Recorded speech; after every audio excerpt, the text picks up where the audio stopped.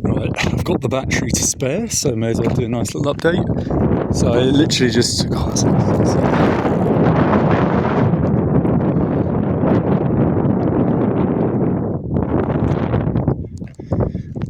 yeah, I don't know if you're going to be able to hear me, but I did make it in the end. Another insane day, the wonders of travelling and kind of perseverance. Fortunately, I did make it to the Chinese border, but I'm not allowed to cross, which is what I thought, because of the crazy delays, which I said in the other video. But I planned on just like hiking for maybe like 10k's tonight. It's 44k's from where I got dropped off, and then trying to grab a ride in the morning.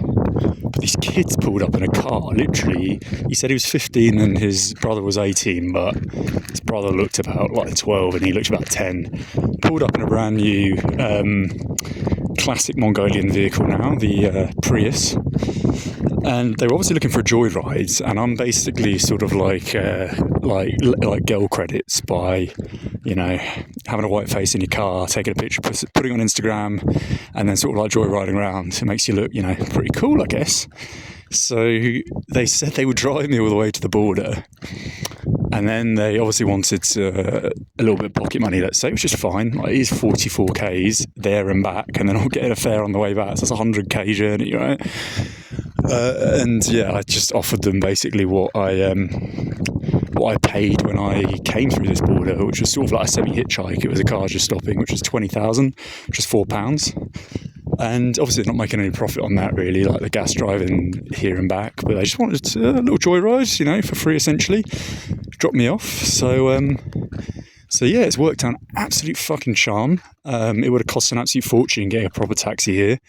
And with the gas situation and there not being any vehicles, it's mental.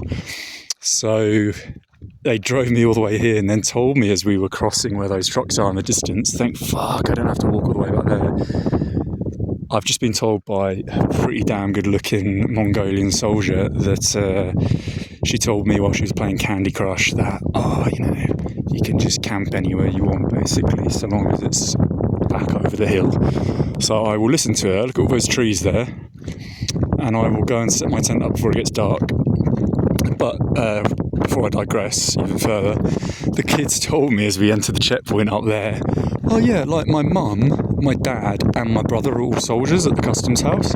I mean, if that doesn't summarise certain countries, then I don't know what does. The corruption. Imagine having like a husband, a wife and your brother all working at the border, which probably doesn't even require more than 20 people anyway.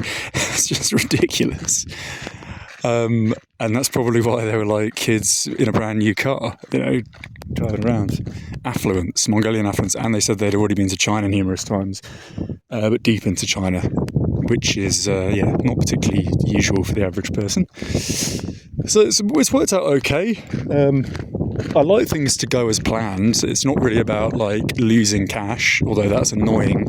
It's about losing my initial plans. So it's sort of like a failure. When I book something, I do take gambles, and 99.9% of the time I pull through on it just because I do persevere. Like, I am willing to just basically, you know, let's just try and get on this fucking abandoned road. I am willing to just basically go through the night. Like, I would have contentedly taken off these sandals and switched to my old running boots and then probably walked throughout the night, which I've done before. Not for any reason other than just to have something to do, and just rather than sort of setting up a tent and having to take it down again in the morning or that faff. I like to keep things simple, even if that's strenuous. So it's worked out okay in the end. Very, very strange trip. I had to come here. This will be the concluding video. So I had to come to Mongolia anyway because I was 29 days into my visa. Been to Kazakhstan so many times. I figured, well, I'm on this side of the Altai. I'll just nip across the border and spend a couple of weeks there. And then, long story short, I have to go back to Kazakhstan to collect some things that I posted myself. And the post was like ridiculously fast. Can I count down here?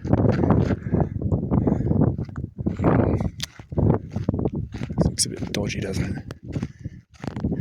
Almost looks like an old dump, like it's where they've sort of disposed of like the fucking sanitary bins or something down here. Yeah, so I was saying, yeah, so I came here, had the plan, but then I've got to go back because the post office in Kazakhstan, which is pretty normal, only holds your parcels for 14 days. And it took 3 to get my stuff sent from the UK, things that I purchased from like Amazon, etc. So I've got to basically rush all the way through the gap, which is China, between Mongolia and Kazakhstan, and then go up and collect my stuff. So yeah, there's always something busy, there's always something to do. But I have to say, like, and I think I've said this numerous times in the past, and this is the biggest problem with people as a whole, is comfort. Like, I've been so content recently, for years actually, just staying in hotels and sort of doing a minimal amount of camping because I don't really need to save that much. I'm not like a super budget traveller anymore, and at the same time, frankly, if we're to go into costs, it's better just to take the comfortable option in these scenarios. If you're good at finding hotels, as I am, really well priced things through promotions and deals and just the various loopholes in the booking platforms, then why go and fucking camp and have the stress and the discomfort and the ordeal for, just saving a tenner a night, which is actually what it costs for a really good hotel in China. You can get a hostel that's also good for like £2, so put that into perspective. It's sort of not that camping's about saving money, obviously, it's about exploring nature, but you can't really do that in China anyway, because all the national parks are like fenced off. You just can't camp where you want unless you're deep out into the abyss. Which is a bit of an investment. They also confiscate things like your gas and your power banks if they're not within a certain parameter, which just makes things more difficult. You do really sort of want gas if you're out in the bush for a little while. So yeah, it's all become quite interesting. And I'd say, look at this. Look at this lovely scenery here. Anyway, there's so many things I could talk about. I could go on a rant forever. I need to get this tent set up and sort of put the cherry on the cake. And then goodbye to Mongolia. And I have made some other videos, some of which I will be posting. I haven't posted any of them yet, but I do say some things that are quite bad about Mongolia. And I don't take my words back. I do mean what I say, but it's within the context of, contrasting them with all the other countries I've travelled to. So I think we are gonna go down here. Fuck, the sniper tower's up there. I'm in their line of sight. I don't want to be like prodded by them in the night. I think maybe over this little hillock they won't be able to see me. Yeah, I don't want to I'm not fucking saying, this is what I said, but don't get offended, because I don't give a fuck if people get offended. But you really got to contextualize what I say. It's based on ample experience and having travelled to lots of places, including Mongolia before. It's not really good vibes for me. It's a very strange place. It doesn't have an identity for a start, and I always like visiting places with strong cultural sort of fusion. And you don't even see a Mongolian flag being raised anywhere, which is similar to the UK. Thank fuck you don't see an LGBT flag, but probably give it a few years and you will. It's very strange. Yeah, there's money here. The priorities aren't really. Maybe they are there. Who knows? But my opinion, my perspective is, people were unfriendly when you don't need to be unfriendly, and there were perfectly nice people.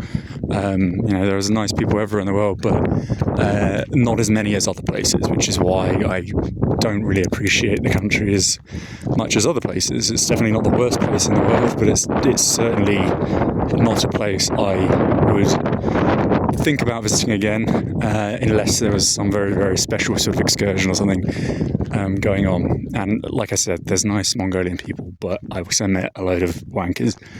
So we'll leave it at that. And I think that hillock is going to be perfect. Do you think the people in the sniper tower are watching me? I am the only person on the road, so probably. But God, that is a trash. I'm a bit worried this is like where they put all the shit from the toilets.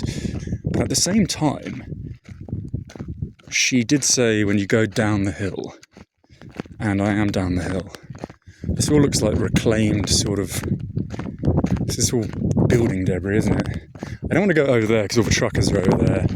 I actually don't want to go too close to the water or the sort of marshland over there because of the fucking mosquitoes. So I think what we're going to do, I want to get out of the sight of these snipers. I'm going to go down here and everybody wins. And why am I still recording? I don't know. Midlife crisis. We're going to leave it there. There's China, the distance.